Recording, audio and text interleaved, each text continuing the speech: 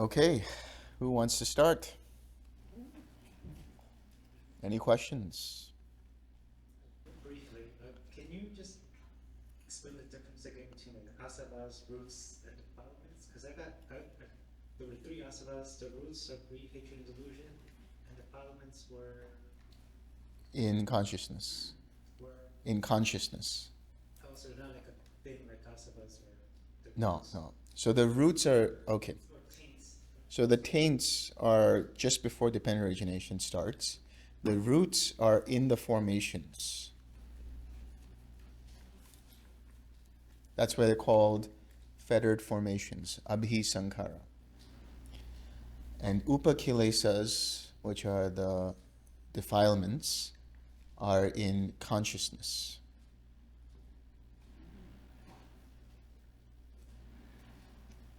So this is sort of like what.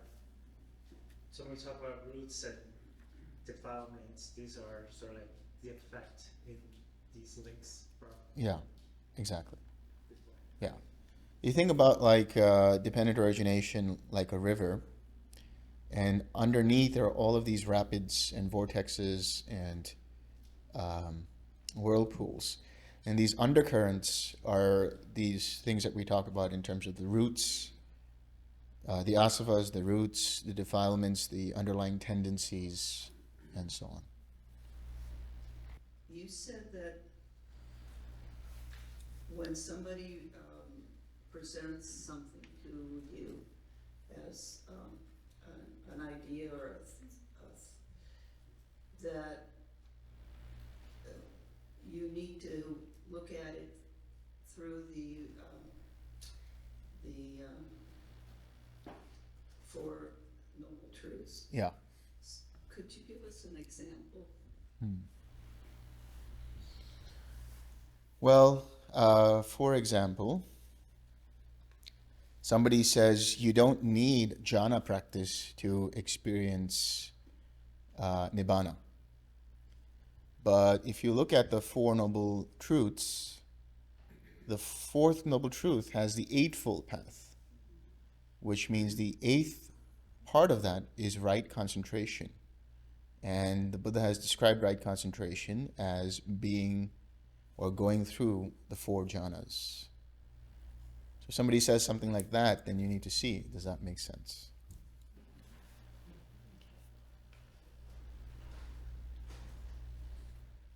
Yeah. In speaking of the Eightfold Path, we often talked about the right view. Obviously, when an argument comes about because we all think we have the right view. So the question would be, when is our view correct and when someone else's view is correct? Because half the world, has their own view and opinions about stuff. And I think sometimes I'm debating, is my view right and someone else's view is not? Yeah. So right view is made up of mundane and supramundane. Mundane has to do with, things like understanding action and consequence, so karma, and understanding that there's a possibility of being accessing worlds that are here and in the beyond, which means it can mean either worlds that are realms beyond or within our own internal mind. That is to say, experiencing meditative states. That there is mother and father, which means that we owe it to our parents gratitude and service because they are able to bring us into this existence where we could actually experience the potential of nibbana. And then there's also that there are beings spontaneously reborn and so on and so forth. So these are all components of mundane right view. In Majjhima Nikaya 117, in the Great 40, it talks about right view as being the view that is straight, that is inclined towards Nibbana, that there is a view where you have the understanding of the Four Noble Truths. So if there's right view in regards to the basic, the most fundamental, I would say, if you want to just look at that, is that all of our actions, our intended actions, have consequences. If you have wholesome states of mind, you will have wholesome consequences. If you have unwholesome states of mind, you will have unwholesome consequences. That's the basic right view. But there's other components to that. So, like I said, the components are like there is mother and father, that there is meaning in giving, that there is meaning in being generous, there is meaning in sharing, there is meaning in, in reaping the benefits of the merit that we have, The other one is that there are those Brahmins and ascetics who have gone forth and understood the Dhamma and are teaching it rightly so. That's also part of right view. That's the mundane right view. So these are the different factors. So I have a question Yeah. about antidotes. And you had the antidotes to... Antidotes, right? Yeah, And antidotes to Bhava, certain Yeah. kinds of Bhava. And so you had a whole list of conditions Yeah. of Bhava. But also you gave us the antidotes to that. And there was quite a long list. And so we were reviewing that list. And while I thought it made perfect sense, I can't remember it. I mean, is there a kind of a formula for figuring out what the antidote for, jealousy would be? I mean, is there like a root to figure out what the root is, and then what the consequential antidote would be? Yeah. I think just being very practical about it, like you used the example of jealousy. Jealousy means that we feel insecure, and we feel like that person is better than us, so we need to be better than that person. So that's intertwined with competitiveness. The antidote for that is basically rejoicing in their success. So that's the mudita. There's no formula as such, but it's just a matter of contemplating and understanding the different connections. And yeah, that it's just in the mind, like boom, came up. So it would be a matter of actually acquainting ourselves to our bhava. Yeah. And figuring out. Using intuition. Using intuition and asking ourselves. Yeah. What is the antidote for this? Yeah. Because, Yeah. Sometimes you can see that the antidote is sort of like the exact polar opposite of whatever that bhava is. For example, ill will, hatred, loving kindness, anger and cruelty, compassion, resentment, forgiveness, stinginess, generosity. Just seeing what would be the exact opposite of that. So that's another way of doing it.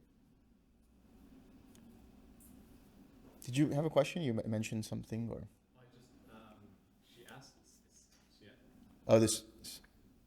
she asked about right view, right and Yeah. wrong view, and you didn't go into the super mundane view, Ah. right? Which I think would answer your question specifically. Super mundane is basically understanding the Four Noble Truths. So perfecting the understanding of the Four Noble Truths. That is to say, you fully understand all the components of dukkha in the sense that they are not worth holding on to. You fully let go of all of the factors that lead to it. That includes ignorance, craving, and conceit. You fully realize nibbana and attain nirodha to the point that there is no more mental suffering. And you do all of that cultivating and perfecting the path until it becomes the automatic practice that you do without even having to think about it. It becomes a spontaneously driven action or speech or whatever using the path. Okay, I thought you were going to say something else. Can I try and tell you if you agree with this? Yeah. So her question was about how to know if your view is correct or the other person's view is correct. And my answer for this, and I think is the Buddhist view for super mundane view, is none of them are either true or false. The point is being able to see everything from both perspectives without holding on to either.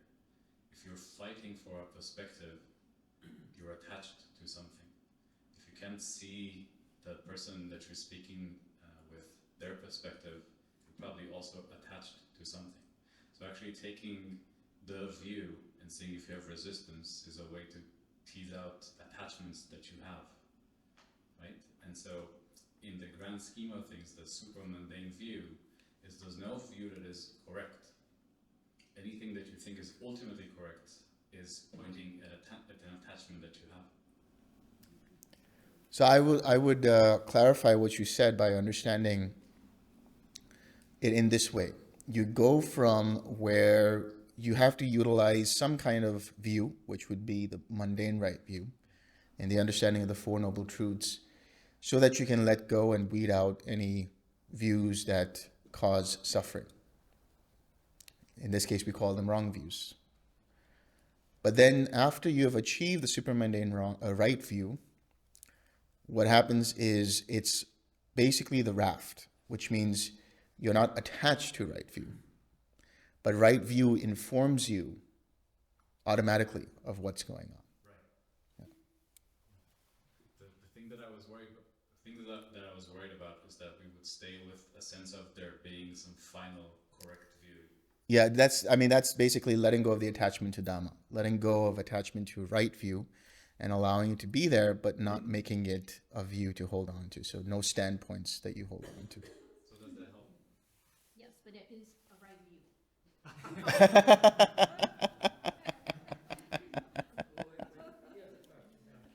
Before we go on round Immediate two, response. before we go on round two, you've had a question. Let's see if we can pick up some. I just wanted to respond to that. I can wait. Hello. I think you asked this question yesterday, but I wondered if you could just explain how chitta, mano, and vijnana, mind, mentality, and consciousness Yeah. here, because we've got consciousness in various parts of Dio, and they also have slightly different qualities. Yes. So chitta is sometimes also translated as consciousness, but chitta I look at as mindset. So in the same way you would have a mood which is made up of similar kinds of emotions. Like for example, that person is in a happy mood. So it's because they have a collection of similar happy thoughts. Likewise, chitta is the mindset. And so if your mindset is a certain way, if you have a wholesome mindset, it's made up of a collection of wholesome thoughts. Mano is the mentality. That's the actual mind itself, which is made up of the components, those 5 components: contact, feeling, perception, intention, and attention. And vijnana is consciousness in terms of the bare cognition of whatever is arising. But that also includes I consciousness, your consciousness, and so on and so forth, the sense-based consciousnesses, which manifests itself at contact.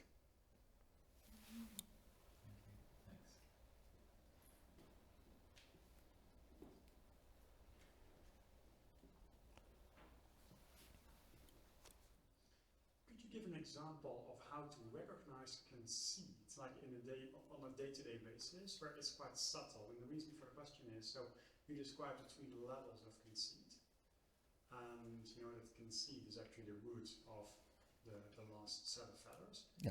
And at the same time, it can be something like effective action, like this is like the right action to do given the circumstances, Yeah. which then is not based on conceit. Yeah. So my question is how to recognize, you know, in a day-to-day basis, when am I acting out of conceit, or when is the action originating just from the context and it's the right action to do regardless of my personal feeling? Well, that's the key. So if there's any attachment to the action itself, that is to say, if there is a suggestion to do a certain action and you do it, or, you know, amongst a workplace context, for example, and people are asking for different suggestions, there's conceit there only if you are attached to that suggestion being accepted, thinking that that is the only way or that is the right way, that's the correct way. So you allow whatever situations, causes, and conditions come up. But if you see it and according to the context, the mind comes up with some kind of a solution, you put it out there. But that's all you do. You're not responsible for whether that outcome is or the solution is actually driven forward or whether there's an outcome from that solution. So, how much of the theory of the dependent origination is required for the practice? Because there are some sutras, or at least I think I've heard of stories where the Buddha was able to give teachings to even children, and they had become arahants. So I'm trying to understand how deep does one need to be in the dependent origination practice to deepen our practice in reality, or is it just can one make progress even without understanding all of this theory? Yeah, so this is all just a very large expansion of dependent origination since this is a dependent origination symposium. So it's just to give you as much detail as possible. And even there, I haven't given you all the details. This is sort of like an express train to dependent origination. I would need a whole month actually to break down each of the links. So it's not necessary for you to know like every single detail. It's not like you need to memorize that. But these are all just things that are there. But what's important to understand is dependent origination at the most basic level. When this arises, that arises. When this ceases, that ceases. That's it. Once you understand that, then you are able to apply that in every situation. If something has arisen in the way of, in terms of like jealousy or anger, you can go back and say, what was the origin of this?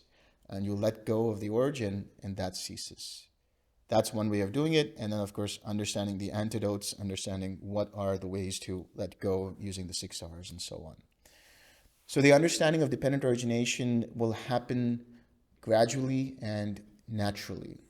It's not like you have to study this and take a test, you know. Although there will be a test at the end. So let's see.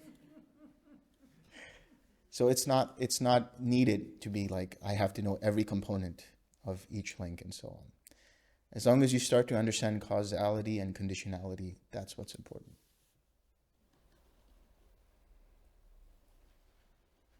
Right over here.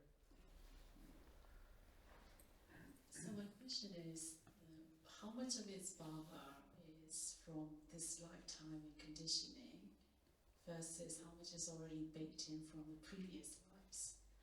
Because the inclinations and all of those things, in my mind, I'm thinking there must be some carry over from the past life as well. So Yeah. can you comment on that? Yeah, underlying tendencies, for example, in Majjhima Nikaya 64, where I think it's the Mahamalunkyaputta Sutta, where the Buddha tells Malunkyaputta that, even an infant carries forward underlying tendencies.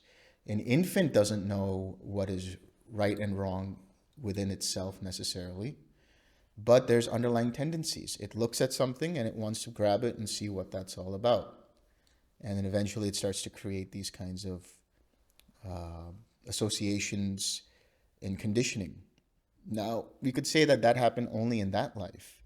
But what the Buddha is saying is that there's a possibility that those underlying tendencies arose due to causes and conditions in a previous life.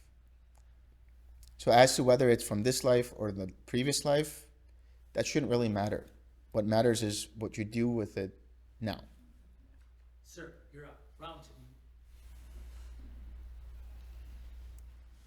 I just wanted to go back to Tink's question. I wanted to offer something that's a different perspective, which is Hadivya Sutta, where the Buddha encouraged folks to go out and debate every once in a while just to kind of keep their skills sharp and make sure that they understood the Dhamma. So I think that's, if you're debating, someone's not going to get it right. And I'm also reminded, this is my interpretation at least, of the water snake simile sutta. I think it's Majjhima Nikaya 22, where the person is making a wrong claim about the Dhamma, right? that sensual pleasures are okay, it's acceptable, and the Buddha saying, when have you heard me say that, you foolish man, and I never said that, and just kind of reads him, right? And the monks try to, persuade him out of that view, and, he's unpersuadable. So I guess to me, I see that, and I'm like, yeah, some folks could get it wrong, and, you hold the Dhamma from the wrong end, you get bit by a big snake, and so, I guess that's just a different, I guess, in my mind, like sutta-based, people can get the Dhamma wrong, and whatever they believe, knock yourself out, but you got it wrong. So yes, you could be wrong. I agree with you. And I have to look at that sutta. I don't remember it off the top of my head. I'm not the best at that. I just want to share that.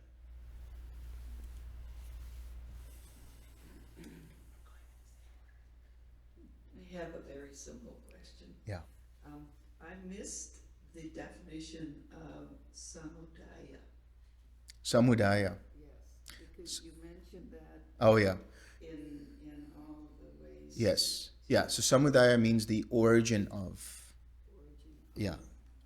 Or the arising of. So samudaya is the origin of suffering. Okay. Yeah. So when you have the prescription on how to get out of these defilements. Yeah.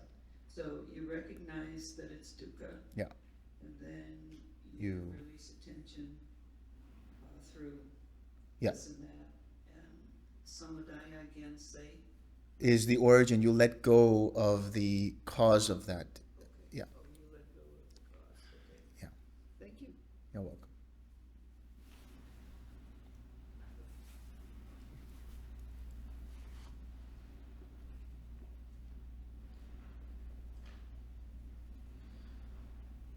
So if I'm looking at Tanha, Upadana, Bhava, and Jati, Yeah. they're all different forms of sankharas, or in a sense a different way to describe a sankhara. They are, so the one way to look at it is sankharas are potentials. And the links of tanha, so craving, clinging, and becoming, are manifestations of those potentials. Yeah. But the sankharas themselves, if you think about it, they're being fed back.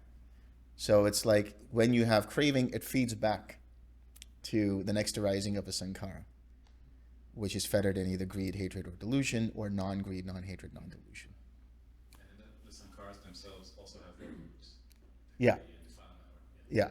So the root there would be greed, hatred, or delusion. But if you root those out, if you uproot greed, hatred, and delusion, then they call it non-greed, non-hatred, non-delusion. In other words, yeah. Or if you have a sankhara that's rooted in those, but it comes up from a position of yoniso manasikara, right? Yeah. So like it would dissipate on arising in a sense. Right. It would, because once you notice it and you don't act on it, because there's a lack of fuel to it, it will dissipate and eventually it will go away. You guys are really going in order. We're a little repetitive here.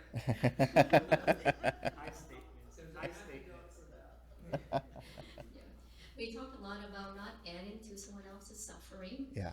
And my question would be, this happens a lot in a relationship, and I see with my parents, well, my mother thinks my dad adds to her suffering, and he doesn't think so. Yeah. So, and so, I see that in a lot of seeing patients all the time. So the question would be, is that, who is right, so that is a view, and if you don't think you added to someone else's suffering, but obviously they think that you are, so what do? You're like, oh, I'm not adding it to it, but so there's a lot of that conflict going on in a lot of people's relationship. That's why I'm single.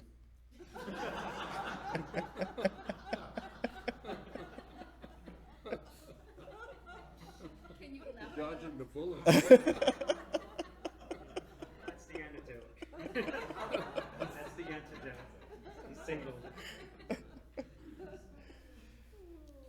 Well, yeah, that's a good question. I mean, because in relationships, there's always going to be different kinds of opinions and views and ideas and things like that. But maybe one way of developing a relationship is to understand why you guys got together in the first place. What were the common core values that brought you together?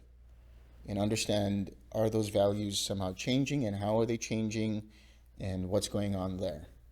So that's a very fundamental way of looking at it. But there's a lot of mundane things you don't agree upon, or you don't necessarily think is right, but you could always talk in a way that is in a helpful way, in a way that's loving and kind, and see if there's a way for the two of you to get together and see not who's right and who's wrong, but does it make sense practically, and is it allowing you to be more at peace or not? That's one way of looking at it. But I will default to all the couples here, however you want to. I get a story that Yeah.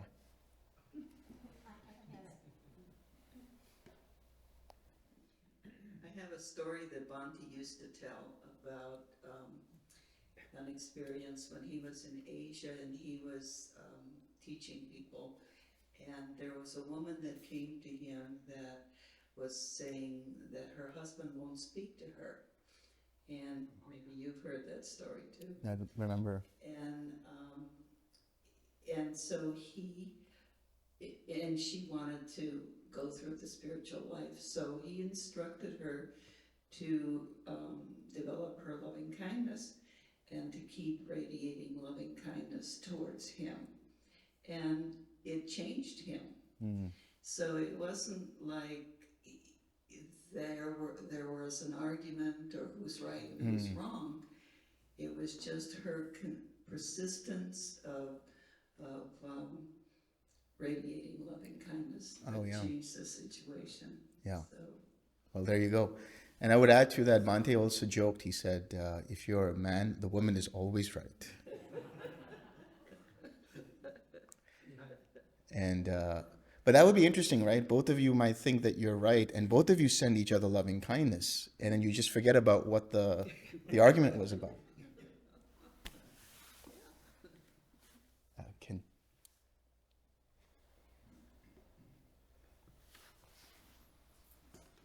I'm going to take it to a different subject. Yeah. Talking about the antidote, how do you deal with the boredom? And is it rooted in the conceit? Yeah, boredom is rooted in, actually, delusion. And boredom arises because there's a lack of energy and a lack of interest in whatever it is that you're doing. And really what's going on is that from that delusion there arises conceit. And that conceit, remember, gives rise to restlessness.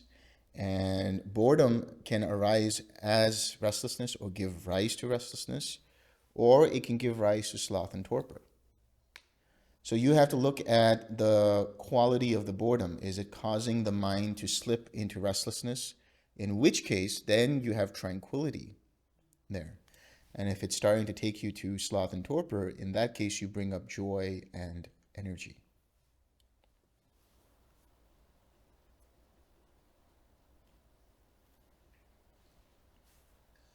This is a bit far afield, but the various teachers of non-dual traditions, there's a certain way that they express causes and conditions and to be able to let go of that. So that's dependent origination. And so it's kind of two parts. I don't know much about it, but they don't seem to be able to articulate it in a way that makes too much sense to me. But also, as far as I'm concerned, I don't know of a non-dual state that can happen without unification of mind. In other words, a jhana. And so can you comment on either or both of those? Yeah.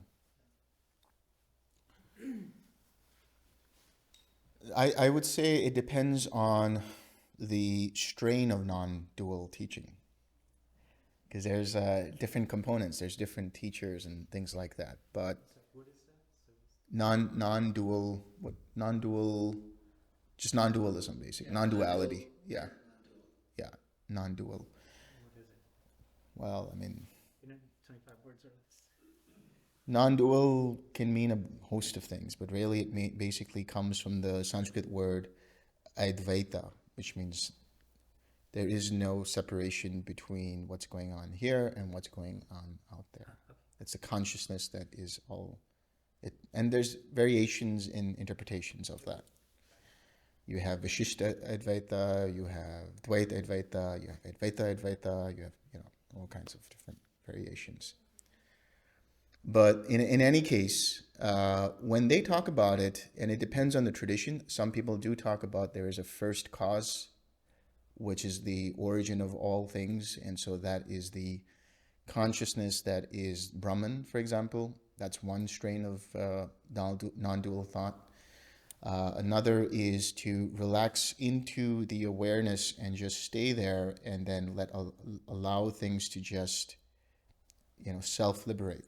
That's another strain. And actually, what we were doing in that guided meditation is taking you there.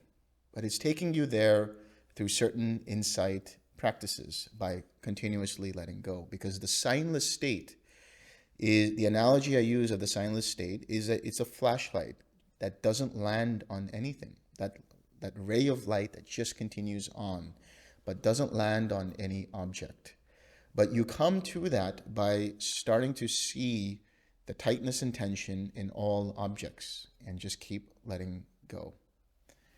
So that's why I would say that the jhana practice that's going on here is less of a constructive process of bringing up an intention and building on upon that, and more of bringing up an intention and then bringing up an intention of loving kindness as an object, for example, but also letting go of hindrances and letting go of any kinds of tightness and tension that are present.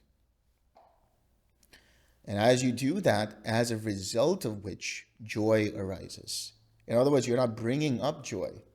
Joy is arising from the joy of release, the joy of relief from some kind of tightness and tension.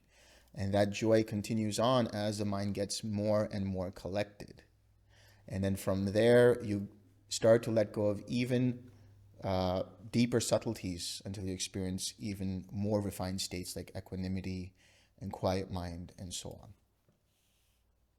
So that is a deconstruction process. Yeah. So it appears that there are methodologies of constructing jhanas that do not deconstruct, but construct in a particular way to result in a mental state and a jhana. Yeah. So could you explain that and, contrast and compare a little bit? Okay. So a constructive jhana would mean that you actually take joy as an object. You actually bring up joy and you sustain it with your attention, and then you bring up contentment for the third jhana and let go of the joy, and then you bring up equanimity and so on. So in other words, you're building it up by bringing up the factors rather than the factors of jhanas coming up naturally in the case of the deconstructive process. Do they lead to the same place? Well, it's more addictive to be, let's say, in the constructive jhana because it feels so good. The mind becomes very attached to those factors, and if those factors are not present, there's a certain level of dukkha over there. Now, it's not to say that if somebody is in deconstructive jhana that they won't have an attachment to that jhana. They could. But the difference is that it's possible that with the constructive jhana, it's not in tandem with vipassana. So what we're saying is the jhana is samatha.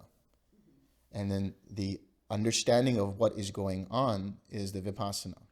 So samatha and vipassana have to come together in order for nirodha to happen. And in that case, they could just be a process of focus and concentration And at that point, the mind just slips into a state that is like Nirodha, where there is a blackout. But if there's no discernment there, which is what I was talking about yesterday, if there's no insight and discernment there that's born from right view and everything else in relation to the Dhamma, then whatever comes up after that won't be a Nibbanic process. Is that why Bhante Bilam Ramsey talks about having the hindrances as your teachers to show you where your attachments are? Yeah, of course. Yeah. And then when in a constructed jhana, you're not actually Observing what's coming up. observing, so the mind doesn't have the agility with the pure samatha Right. jhana. Right. But does with because they're equally yoked. It's you're equally yoked. Serenity and insight are yoked. That's right.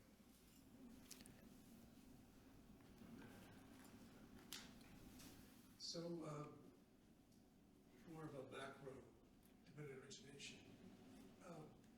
So in the process of rebirth, when the last consciousness of this life impacts the next rebirth, the first consciousness, the next rising of consciousness in the new birth, right? So how does old karma get carried along and is able to impact that next birth? Okay, I'm trying to clarify your question here. You're saying what happens between one life to the next, or... Well, right, because there is no self, and there is impermanence, and there's just individualizing of consciousness. So I understand that. I understand how it links to the next birth, the consciousness part. Yet, old karma seems to migrate along with every birth, right? How does that process work? So old karma in terms of from previous lives carrying forward into the next life. Right. Yeah. So you think about it in this way. It's like a hard drive. So you have the data in there, and certain data is present and certain data gets corrupted. And the corruption of that data in this analogy means that that karma is no longer active. And the causes and conditions for that karma to actually arise won't arise. And so it won't be carried forward. However, there can be some karma that is so intense, that is to say, it's so deeply embedded in that life stream process, that is the life consciousness, so to speak, which I'll talk about when we talk about consciousness. That is carried forward regardless as a karmic thread because of the intensity of that karma. However, that doesn't mean that it will come to fruition in the next life. The causes and conditions still have to be apparent in order for that karma to arise.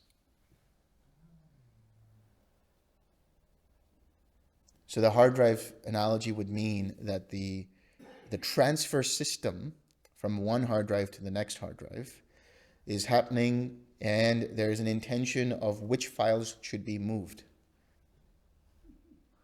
And that intention is what allows you to know what files are being moved. It's not like you carry forward all the files. Some files might be corrupted, so they might not continue on. But some files are extremely important based on the intensity of the intention, so they will be carried forward.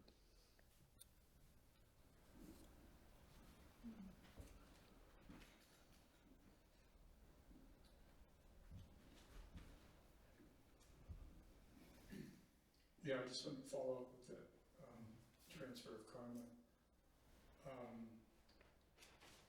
Are there causes and conditions when you say that the egg meets the ovum, or the sperm meets the ovum? Is the causes and conditions random or not? They're not. They're not random. They appear to be random, but they're not random. So it's like this amazing, wonderful, basically perfect system of matching the karmic streams with the genetic material that's best available for the manifestation of that karma. Okay. It's a sorting device, you know.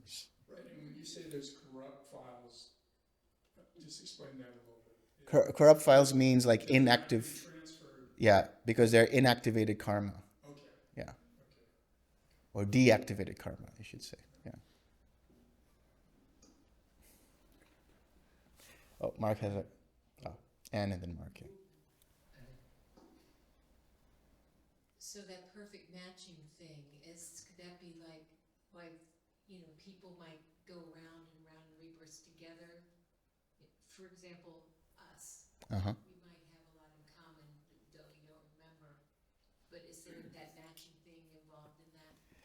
That's a very good question. So, this is where you have something known as, and I'll be talking about it in karma and consciousness. We're kind of moving ahead of ourselves, but it's called Atabhava Pratilabha, which means it's the movement of different intentions coming together to create a project, for example. And sometimes the project succeeds and sometimes the project fails. And usually what happens is if the project fails, some people give up and just are no longer in that stream of intention. And some people just take it so personally that their formations keep continuing.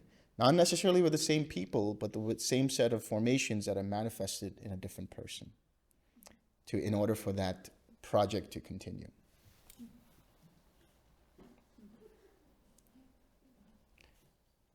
Mark.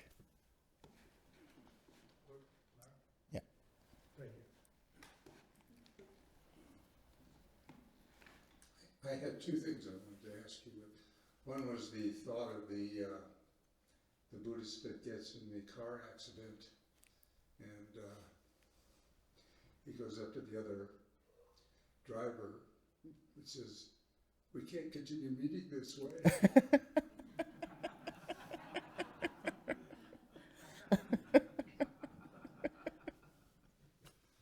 The other thing I was curious about is there's always a difficulty when we get into some of these really quiet states is to know where we are in terms of the depth of our concentration. Mm-hmm. And concentration seems to be something that it's almost like being underwater. You can be at 30 feet or you can be at 90 feet, and you may not know the difference unless you look at a gauge. Mm-hmm. You don't have relative gauges to make that kind of assessment. I know that sometimes it may be other senses that we can know about, and that may be used like something we're hearing, like a clock, Mm-hmm. or something along that line. And if I can hear that, then I know I'm not too deep. Mm-hmm. If I'm too deep, I don't hear it. Mm-hmm. But I would be curious to hear any comments that you have on that. Yeah. I would preface that with saying that some people, for example, when they get to quiet mind, they feel like they're not deep enough. But you also have to think about the mind getting used to that depth, to that effect, so that it's not like, it feels like it's not that deep, but it is actually really deep, for example. But in order to gauge how deep you're going, it's a matter of what formations are present. If verbal formations are still present, then that means it's not deep enough. If the verbal formations are gone and bodily formations are there, then you're not deep enough. But if verbal and bodily formations are gone and there's only mental formations, then you're getting pretty deep. That is to say, your verbal formations cease at the second jhana. Your bodily formations related to contact with immediate, continuous contact with the body ceases at the fourth jhana. And so what you're remaining with is mental formations. And now you have to figure out how deep you are in terms of the arupa jhanas. And that can be calibrated through understanding what is the experience of the background. Is it infinite space, or are there flickering consciousnesses, or is it just nothingness, or is the mind going really deep where it feels like it's awake and asleep at the same time? Those are the different gauges that you could use. All right, thank you. So I have a question about the previous topic that you Advaita. And the session that where we were trying to use deconstruction for the meditative practice. I'm wondering, when you do this deconstruction, I think the whole internal and external thing kind of breaks down because there's no me, and the whole thing that me and me observing this is not just it. I wonder if this can happen in waking moments or outside of the meditative state. Absolutely. Absolutely. It can happen. I mean, if the mind is just walking around and it just keeps letting go continuously, sees the emptiness of self, it comes to a spacious place, and then that mind just becomes empty completely, and it's in the signless. But is it possible to function out of this space? I mean, this state, in a sense, doing. Yeah, that's what it means. In the seeing, there's only the seen. In the hearing, there's only the heard. Whatever is happening is happening. There's no projection about how to do things or what to do. It's just all happening. You said that's the signless? Yeah. Question is to follow on from that. We were just talking about. I can't remember the state of it. There's a big repetition about I often reside in voidness. Yes. Is the voidness the signless state, or is that something else? There is a way in which these words are same in, that whole thing.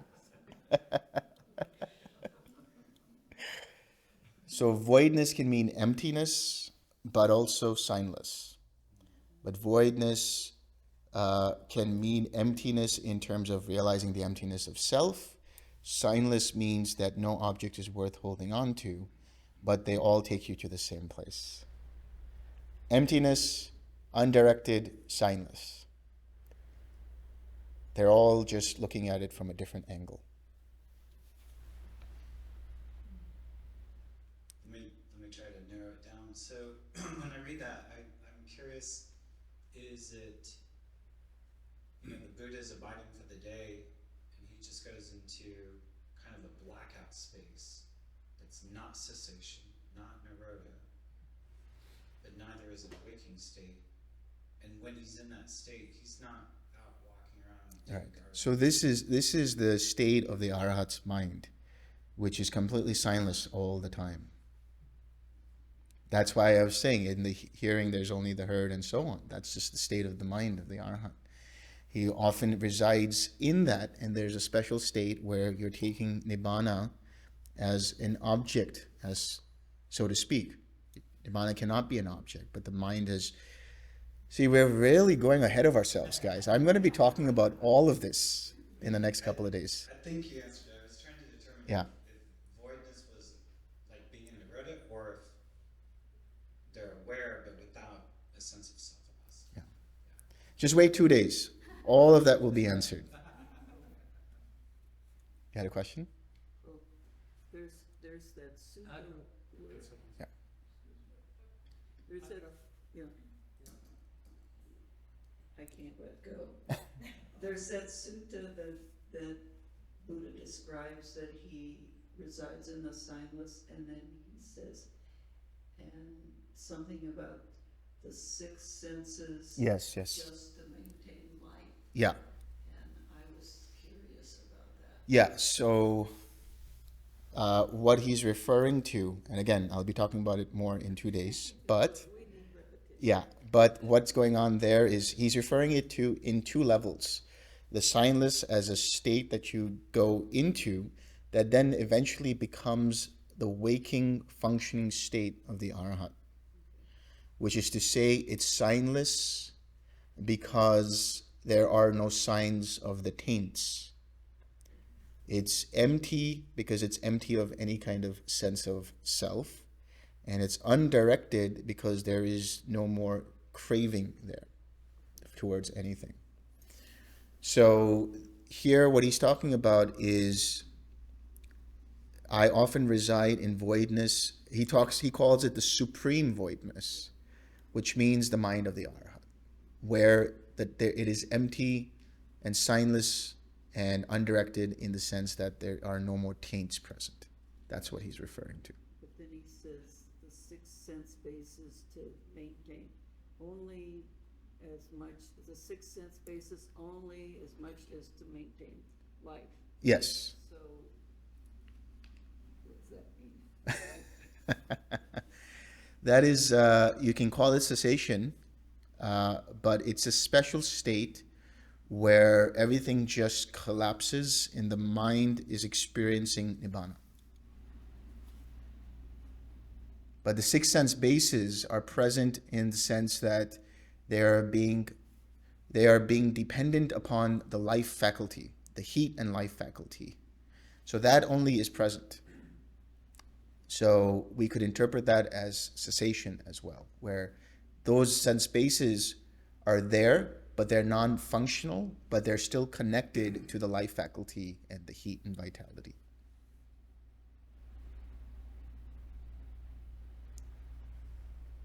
You'll see.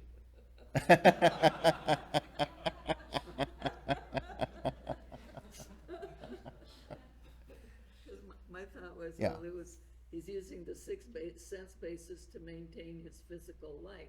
Right. Eating and Yeah. bathing and like Yeah. that. Yeah. But that's not what you said. Right. But it can be, because I'm saying that if the functioning mind of the Arhat is such that there's no projections of taints, no projections of anything else that continues the process of existence, then all that's happening is the functions of the senses are happening. Going back to that same thing, in the hearing there's only the heard. So to that extent, then there's intention, but there's no craving in that intention. It is whatever arises according to the situation. I wanted to go back to the constructed and deconstructed jhanas. Maybe you could give me some clarity. So I totally understand the deconstructed jhanas, because that's been my experience. I started twin, never experienced jhanas until I came here. It happened, had no idea what was happening. So it was relaxing, right? But then, recently I hear people say, practice getting into jhanas, getting to the first, getting into the second, or staying a certain amount of time. And I've toyed with that. But now that I hear about constructed jhanas, I feel like maybe that's what I was doing when I thought that I was getting into the first jhana or getting to the second one. I was focusing on the factors to put myself there, right? So if that's not the right approach, what would be the deconstructive way of going in and out, in and out of the four jhanas, up and down and all that, when you're not, if you're just letting it happen and letting it appear, right? Does that make sense? Yeah. I'm a little, or maybe it's a combination of both. It's your intention. It's you refining your intention to be able to go jhana hopping, intentionally going jhana hopping. It's like muscle memory, but here it's jhana memory. But still deconstructed. Yeah, yeah. Okay, so you just bring up the fourth jhana in your mind and there you go. Yeah. Relax. Because otherwise, if you're trying to create that, then it's only when you're trying too hard and bringing up the factors, instead of just having the intention and then allowing it to come. It's just allowing it to happen. Thank you.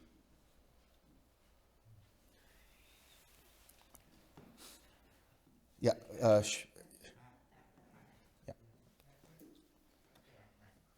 Yeah. Quack, quack, quack.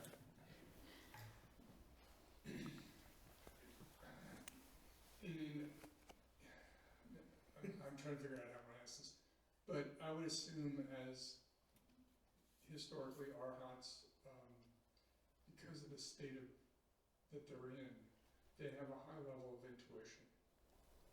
Yeah. And I remember Bhante telling stories about this one individual, and I don't know what level they're at, but apparently they were able to materialize and dematerialize. Yeah, yeah. And, some people are able to, create fire from their hands and stuff like that. What is that all about?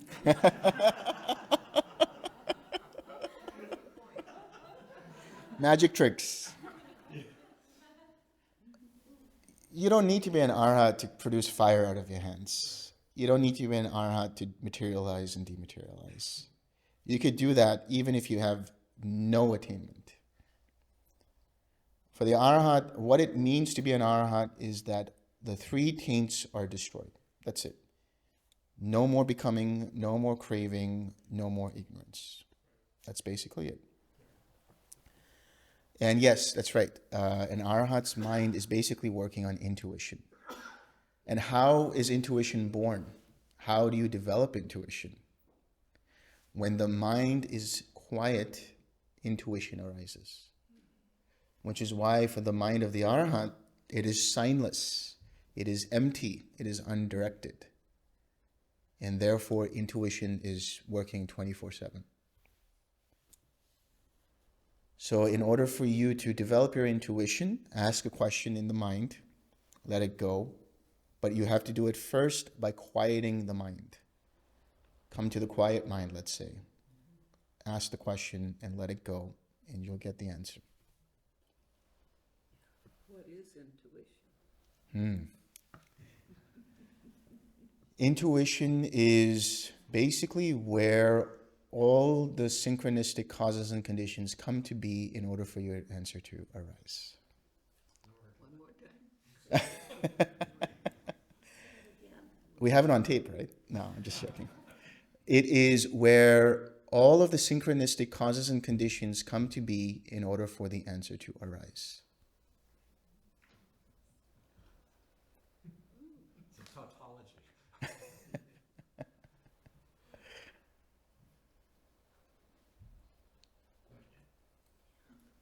Yeah. In our group earlier, we said that we all have feelings. It's just a matter of observe it instead of being attached to it.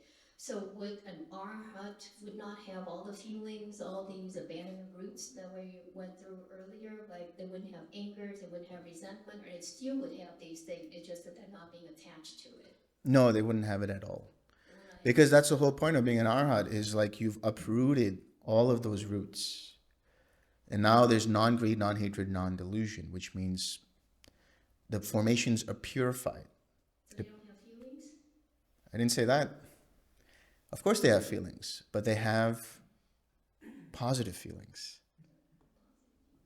They have loving kindness, they have joy, they have happiness, they have clarity, they have enthusiasm, they have the ability to play and have fun. Because I know one time you mentioned that there's an arhat who ate a lot, and he was really Yeah. fat. Oh, was he? Well.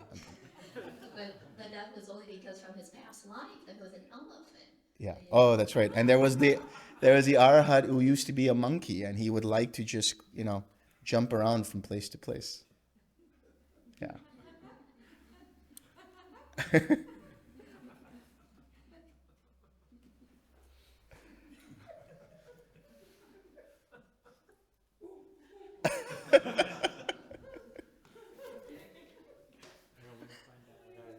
My question is, in one sutta, Mahakasapa.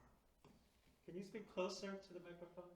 We can't even Closer. hear you with the mic. Close. Yeah, Okay. can't hear you. So Mahakasapa, when he get off from the Niyora Samapati, the belief is everybody offers something, then that's the best time to offer. So Sarkars and his wife came down and pretend like they're very Yeah. poor people. Right away, Mahakasapa didn't realize that they are the Sarkar and so meaning even the Arahant, they have to pay attention to it, situation, what's going on. Is that my assumption? Okay. I'm trying to clarify the question now. So you're saying that Saka and his wife came down. Yeah, and then they pretend like they are the poor people. Yeah, and Saka keeps doing that, by the way. I don't know what his problem is, but he keeps doing that anyway. Doing that, Yeah. yes. So, they trying to offer Mahakassapa. Yeah. And Mahakassapa said, well, and then he looked at it and then he realized this is Sukha.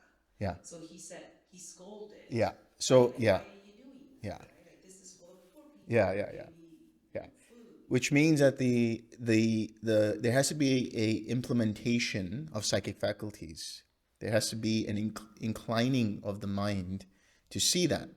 It's not like the psychic faculties are open 24/7. It's not like the mind is omniscient.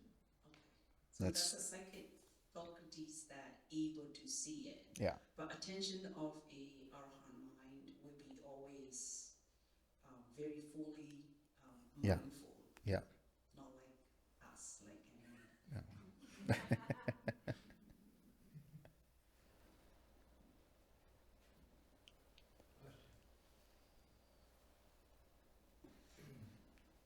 I have just a follow-up. If this is wandering irrelevantly, never mind. But we talked about constructed jhanas. Yeah. As opposed to deconstructing, which twin is. And so as it pertains to bhava, constructed jhana then, using the awakening factors, and I mean, it's fun to do, but do those jhanas yield, if they don't yield insight, then they wouldn't yield particularly strong personality development. In other words, the attachment to those habitual tendencies, unless they're deconditioned through right effort, and their dissolve, would remain intact, and therefore those habitual tendencies would continue to prevail, and in my mind, and just kind of evolve in some ways, but they wouldn't decondition like they do in twin jhanas. They could suppress it, but not decondition. Say again. They could suppress it, Yes. but they won't decondition it. Right. So the bhava is suppressed. Yes. And it doesn't decondition. That's so right. They don't dissolve. And so that's not, the personality development isn't there. So anger isn't deconditioned, jealousy isn't deconditioned. Right. All of those things. Right. Are deconditioned. That's right. Okay. Yeah.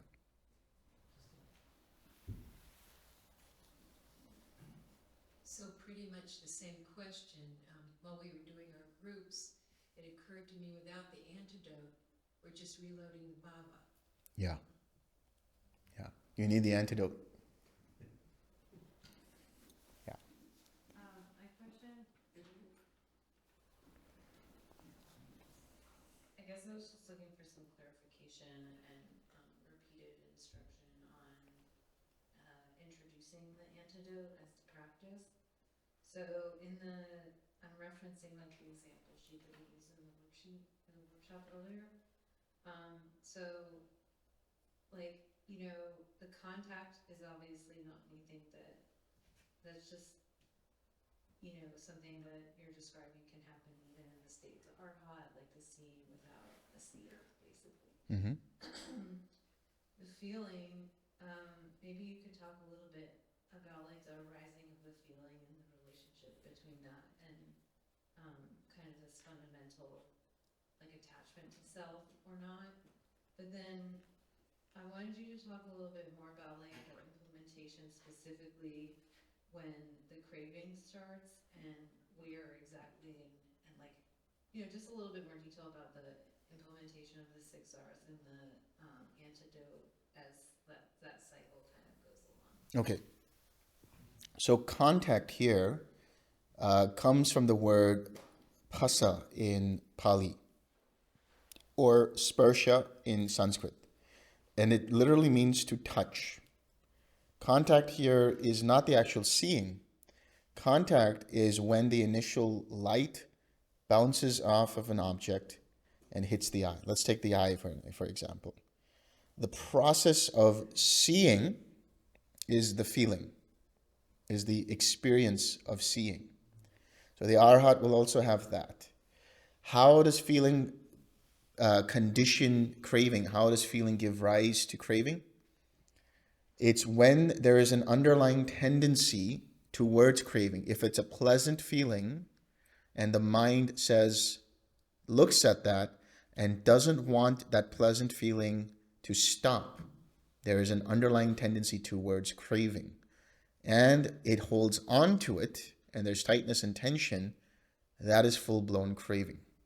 If it's a painful feeling, if it's an unpleasant feeling, the mind says, I don't like that, and it tries to push it away. When it has that intention, the underlying tendency towards aversion arises, and that can give rise to full-blown craving in the form of aversion. Now, the 6 R's are to be utilized to let go of the tightness and tension, which is a manifestation of the tanha, or the craving. It can be a manifestation of clinging, or it can be a manifestation of becoming. Craving is essentially the mind that holds on and says, I don't want this to stop, or I want this to stop, please go away, or holding on and saying, this is me. The clinging is that which rationalizes why it likes it, or why it doesn't like it, or why it identifies with it.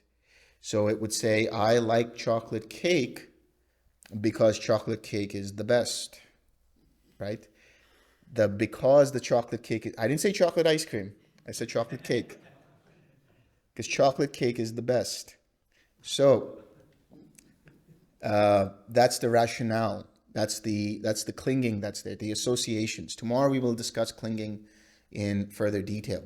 But then the bhava that arises is this personality that's developed around that. I'm a connoisseur of chocolate cake. I know what I'm talking about when I talk about chocolate cake and things like that. Or therefore, I am somebody who enjoys chocolate cake. Now, everything from craving to clinging to becoming can all be released, can all be recognized, released, relaxed, let go of, and then replaced with the antidote of whatever it might be. It's only when you have an action dependent upon that bhava, dependent upon that being or habitual tendency, where you cannot recall it back. Now, to clarify this further, when you have a mental experience of an intention to act, that's already been sent out. But before it manifests as verbal action or physical action, you can recall that. You can let go of the mental action and say, I'm going to stop it right there and then. But you can't call back what you just said. You can't call back what you just did in terms of a physical action. So the 6 R's are only at play when you recognize craving in the form of tightness and tension, when you recognize clinging in the form of making associations and rationalizing why it is that you're craving this, and when you start to create the sense of self and an attachment to self in the form of this is who I am at Bhava. When you can recognize those and let go of that, that's all possible. But you cannot 6R in action. Just a clarification question, just going back to what Kun asked earlier about the conceit. When is it not conceit? I thought that for all of us who are not arahants, in the formations, some kind of conceit's already kind of baked in with taints as soon as the formations come up, because the I factor, the taints are already in that formation because of the ignorance. Because we're all starting with ignorance, the formations are already tainted. Hence, there is a conceit already baked in. So my point is that we're not free from conceit unless one's become arahant. And the only way to do that is to recognize conceit as an active process in the mind and let that go, so that it doesn't feed back to further conceit in the formations. Okay, so you You can Maybe you can dilute it. you can but cut you're off. not totally free until you become an arahant. So what's going on there is you're cutting off the fuel supply every time you let go of conceit, so that the next arising of formations have weaker conceit in them until they go away completely. Okay, thank you. I just want to get clarification of something you said. So if you had the feeling, let's assume that, you know, a regular Joe doesn't know anything about the 6 R's, has a feeling of some sort of desire, but they know that the desire isn't a good thing, that the end result will not be good. But even though he had the thought, was thinking about it a little bit, but decided he was not going to act on it, Yeah. then that would deter their bhava or their karma as it relates to that reoccurring. Only to a certain extent. Only to a certain extent, because there's no wisdom there to uproot it. You prevent it from happening, which is great. But by actually acknowledging it, by using right effort, the 6 R's, you're actually also uprooting it. But in the case of the regular Joe, in the right effort, he realizes that that is not a worthy action to take. Yeah. Wouldn't that be the same thing, or not? No, because you need to relax. The relaxed step of tranquilizing formations is essential here. Yeah. You had a question? Otherwise, it's just a moral choice. It's a moral choice. That's right. Yeah. Here.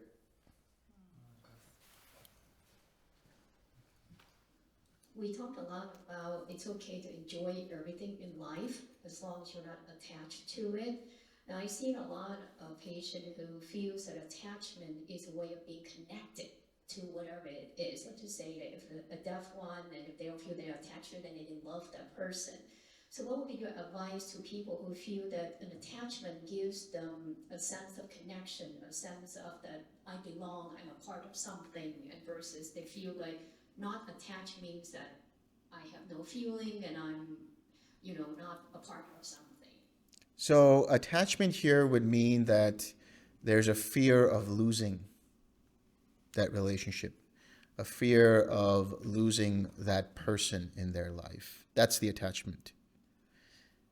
But if you can stay connected with that person, there's a difference. Connected and attached. Connected means you are vibing with them, you are enjoying life with them, you're having fun with them, and you're able to live life fully with them. That's all wonderful. Or again, just spending time with them is not attachment. Wanting to spend time with them is not attachment either. The fear of losing them is the attachment that they have to let go of.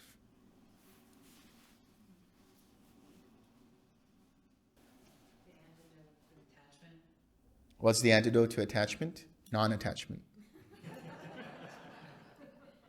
Could you talk more about cultivating non-attachment? Yeah. It's wisdom, actually.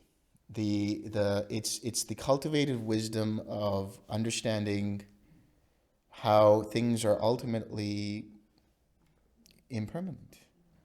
Things are ultimately going to decline, and that's okay. That's fine. You can still enjoy those things. You can still have those things. You can still utilize those things. You can still have connections with people. You can still be in relationships with people. You can do all of that. But if there's a fear of loss, then that basically means that you have to let go of that by understanding that one day everyone and everything is going to go away. And you come to it to a level where you have equanimity about it and disenchantment about it, so that that doesn't affect your mind in the process of enjoying those things and enjoying the time with those people. Sort of like having strawberry ice cream. Oh, you had to bring it up, huh? I had to bring it. It's inevitable. I get the last scoop of strawberry ice cream, and somebody else loves strawberry ice cream. There's no more strawberry ice cream left. certain point, one realizes that there's only so much strawberry ice cream. That's right. And that's wisdom. That's wisdom. The scene of the impermanent supply. Yes. And we see that I have, grandchildren, and, when, you say, well, could I have a little taste of your ice cream? It's like, they see that's gonna go away. No.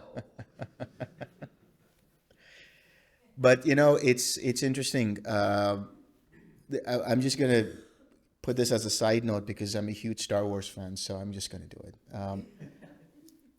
Master Yoda is talking to Anakin about this, and Anakin has a dream about his wife dying in childbirth. So he asks him, "What should I do?" And Master Yoda says, "Attachment is the shadow of greed." Well, I mean, he says it in his own Yoda way, so I'll just try to translate it into proper English. And then he says, so then he asks, "What should I do then?" He says, "Let go of everything that you fear to lose."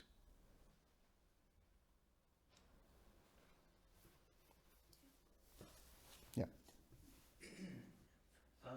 Jordan, I'm going to use you as an example, if you don't mind. Correct my understanding of how the links work. Now I'm going to use an example like we did in the worksheet.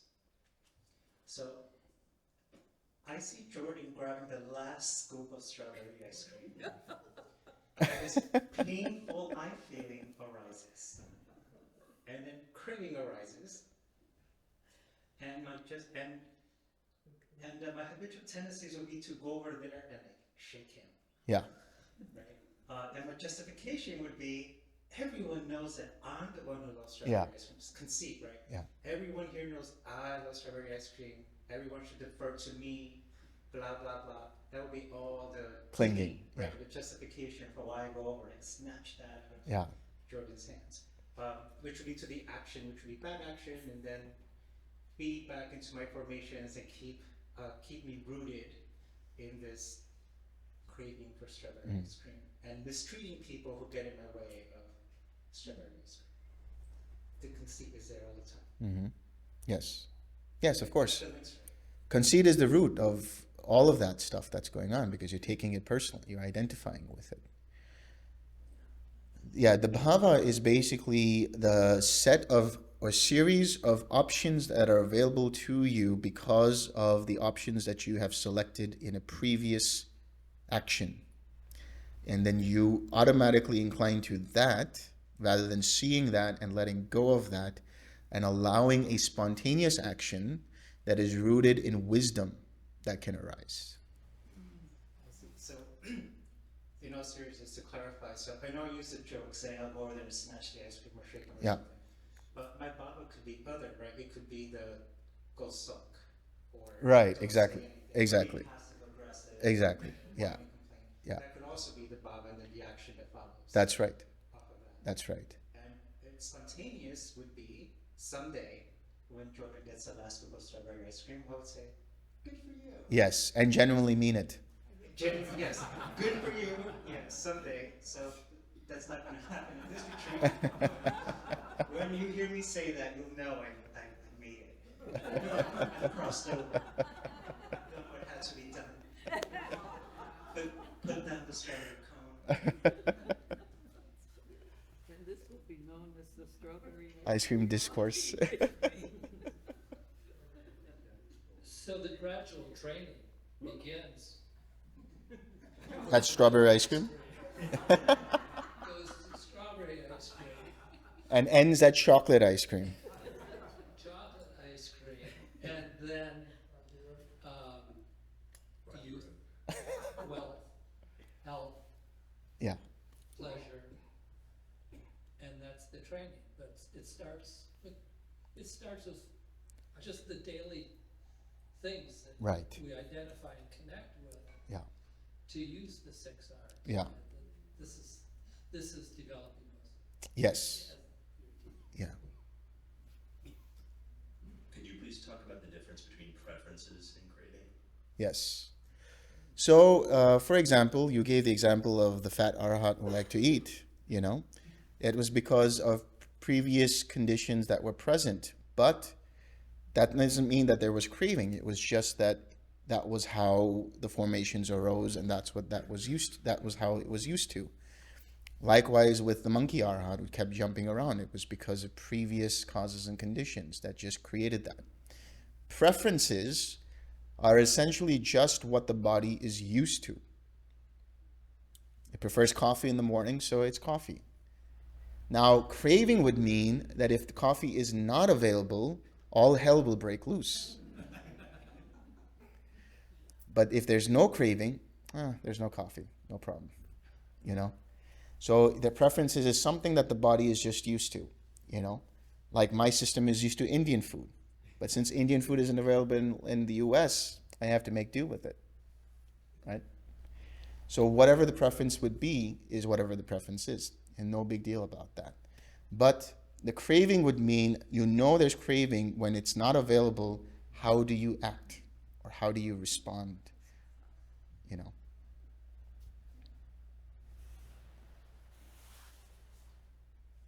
I wanted to ask, with what we covered today with the 12 herbs and antidotes, when you come into a life from your past karma, are there ones, I mean, you know, when I look at myself and I look through that list, you know, anger, you know, conceit, blah, blah, blah, there's certain ones that stand out, that I can see patterns in my life. Are those, would it be fair to say that those are carryovers? Not necessarily. They can be, but not necessarily. Because a child can be conditioned by how its parent behaves and then see that that might be the right way of doing things, like by lashing out is one way. That could also be the case. Yeah. So we add to our repertoire. Yes. I have one more question, actually two more questions. One is preference. I think that's the word that I was looking for in Pali. Is it vadana? Because like I know Buddha is the only one, you know, in that among the all arahant can do not have Pali what's called vadana, and I think it's a preference. Yeah, I have to look up that word. Yeah. And another question that I have is, in the Buddhist context, feeling is only three things, right? Like it's good or bad or neither or not. Yeah. Right? Holds. Yeah. It's pleasant, unpleasant. Yeah. Neutral. Right? Yeah. And so the rest, we call it feeling, you know, in Western context. Like for example, anger or fear. These all are mindset, isn't it? Like, is it chitta? When you talk about things like anger and resentment and all of that, Yeah. these are defilements of the chitta, or defilements of the consciousness. Right. Yeah. So these are like, yeah, like it's a mind faculties. Mind felt? Not mind faculties. Mind faculties. Oh. Is it? No, not faculties. No. They're affecting how the mind is experiencing reality and reacting to reality. They're like infections of the mind, basically. So, huh? Is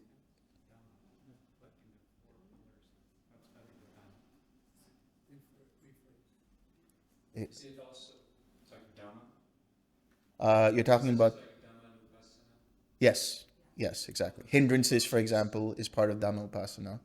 Enlightenment factors are part of Dhamma Upasana, and so on. Yes. Yeah, and I'll have to look up that word. You'll have to just tell me later on. I have to see what that's all about. Yeah. I just want to clarify what Kim was asking. So, I've read suttas where there are three kinds of feelings: pleasant, unpleasant, neutral.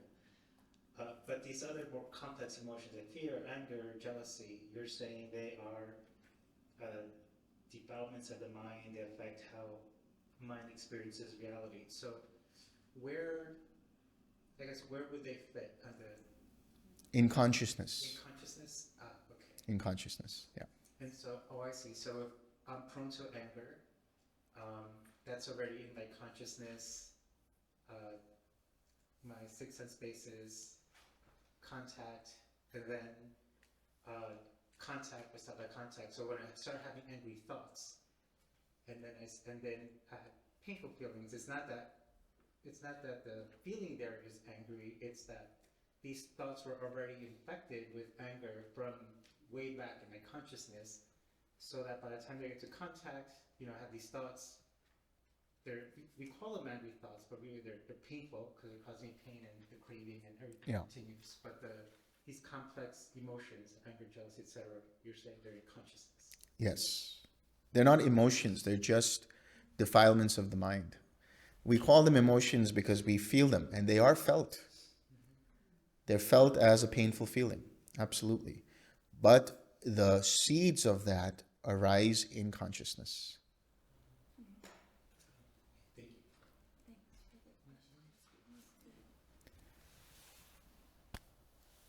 Is that all? Are all six sense based, seeing, hearing, smelling, tasting, touching, and mind, are those all feeling? They're feeling. Are the sense bases feeling? Yeah, all of the six sense bases. No, the six sense bases are just the eye, ear, nose, tongue, body, and mind. Yes. Those are the six sense bases. The feeling is the function of seeing, hearing, smelling, tasting, touching, and thinking. So it's the activity they produce. That's right. Okay. Or the activity that's arising from them. Yeah, that was actually how I wanted to frame the question. Thanks. Okay, let's share some merit. May suffering ones be suffering free, and the fear struck fearless be. May the grieving shed all grief, and may all beings find relief. May all beings share this merit that we have thus acquired for the acquisition of all kinds of happiness. May beings inhabiting space and earth, devas and nagas of mighty power, share this merit of ours. May they long protect the Buddha's dispensation. Sadhu, sadhu, sadhu.